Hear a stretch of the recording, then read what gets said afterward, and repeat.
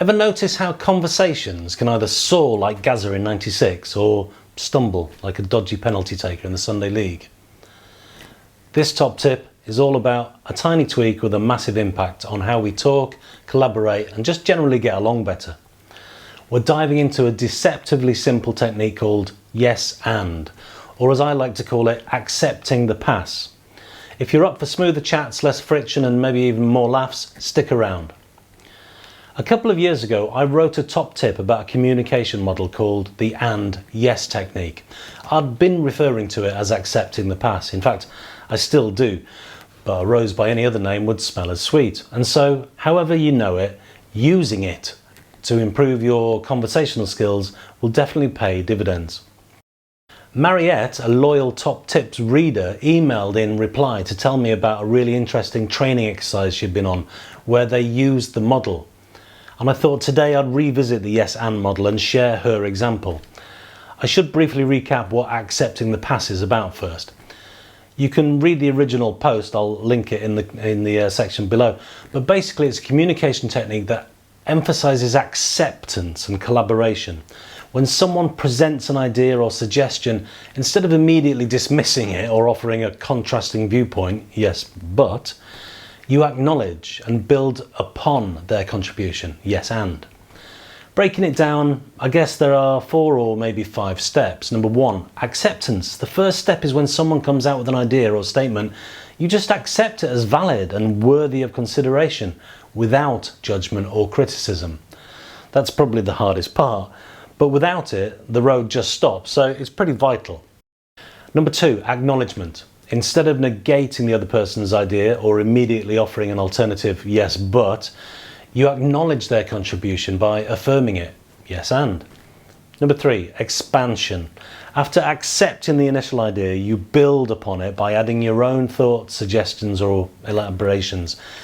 This collaborative approach fosters creativity and encourages further exploration of possibilities.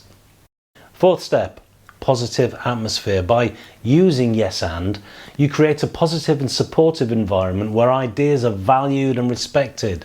It's good for quickly gaining trust and mutual respect, which of course can lead to enhanced communication, increased engagement, stronger relationships, all the good stuff. Step 5, problem solving. The yes and model can be particularly effective for generating innovative solutions.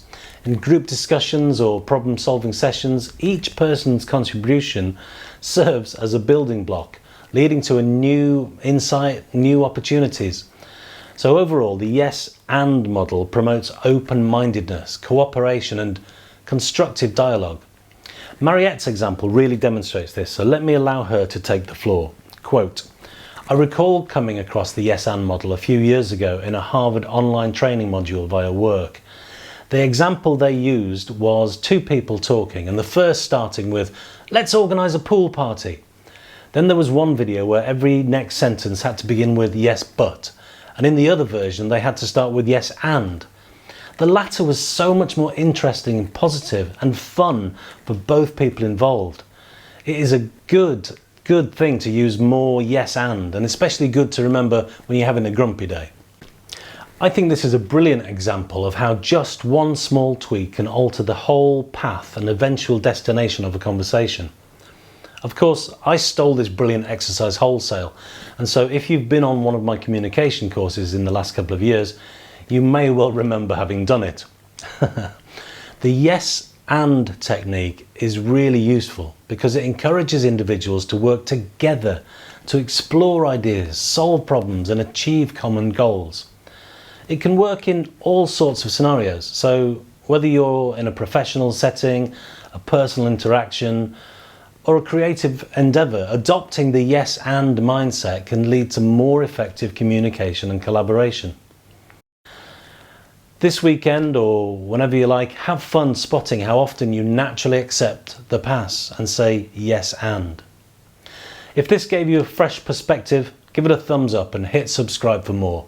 And let me know in the comments, what's your go-to way of accepting the pass?